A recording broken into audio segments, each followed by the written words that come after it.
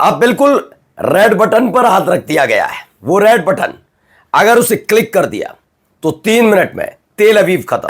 ये मैं नहीं कह रहा हूं, ये बात निकल कर सामने आ चुकी है, जिसमें साफ साफ जाहिर हो रहा है कि अब इजराइल बुरी तरह से फंस गया है। लेकिन खबर की शुरुआत आज इससे नहीं करेंगे। आज आपको दिखाऊंगा बौखलाया हुआ इजराइल कैसे गजा पर बेतहाशा बमबारी कर रहा है। यह दिखाऊंगा लेबनान पर हमला कर रहा है, अपने उन तमाम दुश्मन देशों पर हमला कर रहा है, जिससे उसे इस बात का पछतावा ना रहे कि अगर इजराइल नहीं रहा मैप पर तो उसने किसी के ऊपर हमला नहीं किया था। लेकिन खबर सबसे बड़ी भारत से जुड़ी आई है। जी हां, हमारी नीति हमेशा तटस्थ रही है। हम एक पाले और दूसरे पाले में नहीं खड़े, हम तटस्थ रहे जिससे हमारे देश का विकास होता रहे। हम अपने देश के बारे में सोचते हैं और उसी तरीके से हमारे रिलेशन अच्छे रहे हर एक देश से। लेकिन इस दौर में एक ऐसा फैसला ले लिया गया और एक ऐसी सेना बना दी गई जिसकी वजह से भारत की चिंताएं बढ़ गई। दरअसल मैंने जिक्र किया था अरब सेना का। नेटो की तर्ज पर एक अरब सेना बनाई जा रही थी।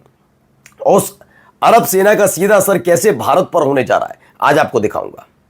यही नहीं, आपको दिखाऊंगा इजराइल के खिलाफ कैसे अलग अलग देशों में न केवल गुस्सा फूटा बल्कि ऐसे हालात पैदा हो गए, इजराइल का झंडा फाड़ दिया। नेतन्याहू की जो वीडियो आ रही थी टीवी पर, उस टीवी को फोड़ दिया। तमाम चीजें हो रही हैं और इन सब के बीच गजा और लेबनान में हमले हो रहे हैं। लेकिन ये खबर कहां से आई? 3 मिनट तेल अवीव खत्म, दिखाऊंगा। नमस्कार, मैं हूं प्रज्वल गौतम और आप देख रहे हैं टाइम्स एक्सप्रेस। सबसे पहले इस खबर पर नजर डालिए। ब्लूमबर्ग की रिपोर्ट है कि सऊदी अरब में और न्यूक्लियर वेपन से लैस यानी पाकिस्तान दोनों एक जगह आकर खड़े हो गए। इन दोनों के बीच एक डिफेंस म्यूचुअल पैक्ट हुआ है। एक ऐसा पैक्ट हुआ है जो खास तौर पर इन देशों के दुश्मन देशों के लिए या जो इनसे प्रतिद्वंद्विता रखते उनके लिए थोड़ा अलग हो सकता है।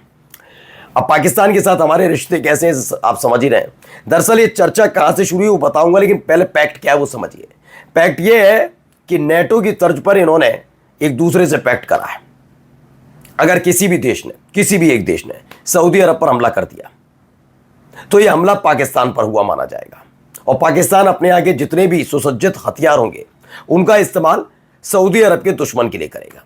और यही बात सऊदी अरब ने भी दोहराई है कि अगर पाकिस्तान पर हमला हुआ तो सेम हम यही करेंगे पाकिस्तान के दुश्मन के लिए।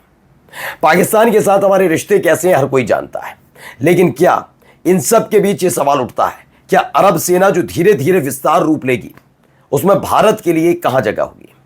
भारत कहां खड़ा होगा?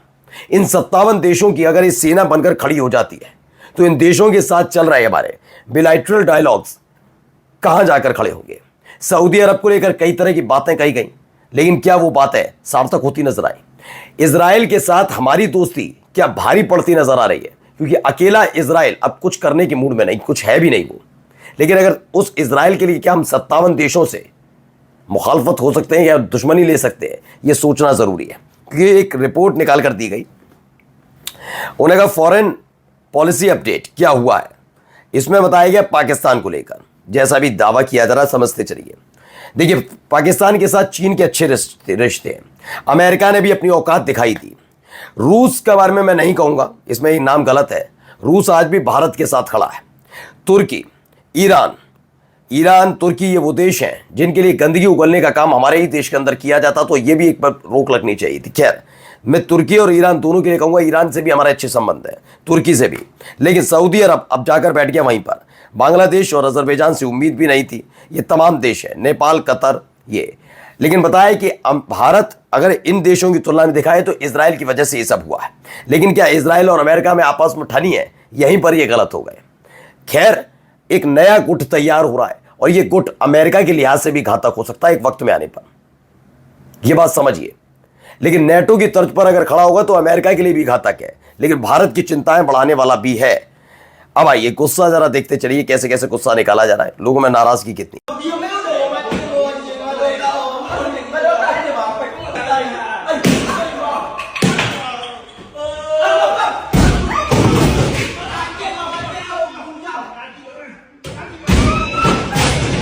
खबर कहां से है?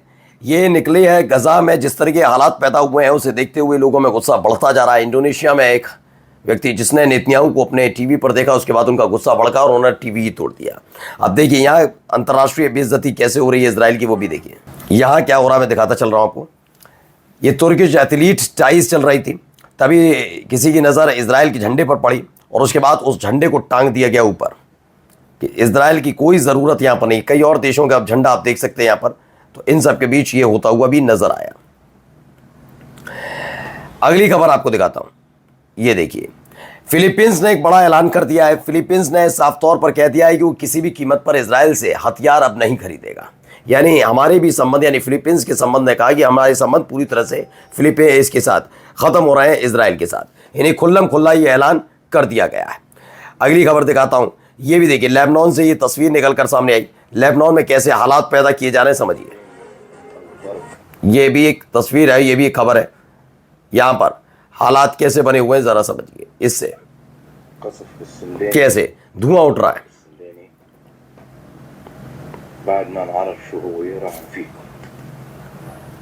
तो ये तस्वीर लेबनान से निकली। दक्षिणी लेबनान के शिबा क्षेत्र के बाहरी हिस्से में इजरायली ड्रोन हमले की खबर है। संघर्ष विराम का ताजा उल्लंघन है, यानी कि ड्रोन हमला इजराइल की तरफ से किया गया लेबनान में, दक्षिणी लेबनान में हमला है। वहीं गजा पर क्या हमला हो रहा है, गजा पर हमले की तस्वीर देखिए।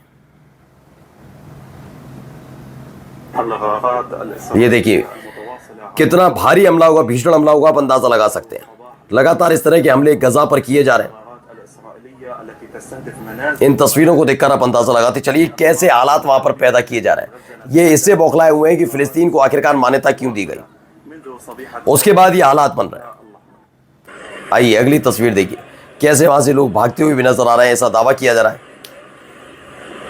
अपना साजो सामान उठाकर इसी पानी के रास्ते गुपचुप तरीके से निकलने की कोशिश की जा रही है। ये गजा के लोगों की जिंदगी लंबे समय से बनी हुई है।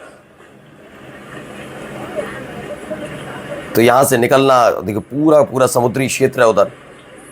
यहां से अपनी जिंदगी को जोखिम में डालकर कहां जाने की तैयारी हो रही है, आप अंदाजा लगाइए इन हमलों के बीच। तो ये भी तस्वीर निकलकर सामने आई। अब आइए एक और खबर दिखाता हूं।